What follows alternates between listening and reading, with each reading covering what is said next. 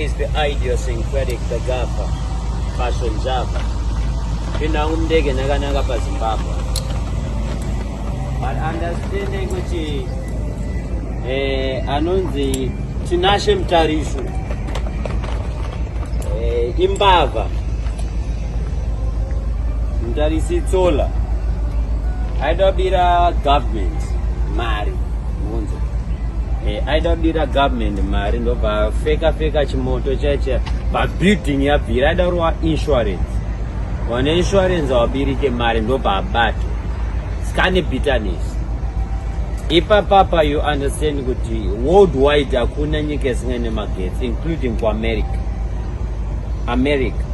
ihoteri yanga ichitogara zvebhedhe rangu zvane zure second floor yese aishanda bosi magetsi akabaya paakadzoka mvura yakajenga mesi.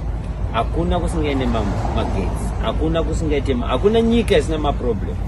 America chaine zvikwereti, London chaise nyika ine zvikwereti.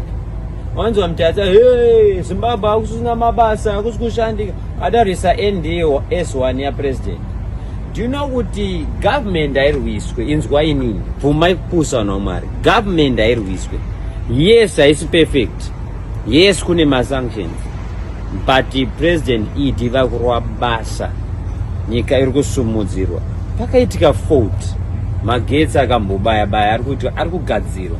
Ona Mutarisi achiti hey hakuna magetsi Imbava mvesu hanzi Mutarisi ndichadzoka nevideo chitonyaso kuvhurira mafiles ake nenyaya dzemagirlfriends ake yatiri kuuya, but izeye kuti government airwiswe. Bvunzai nini mubhaibheri chaimo John the Baptist akakurumidza kufa nenyaya yekurwisa power. Never fight power, the idiosyncratic. See in Zimbabwe. Bless.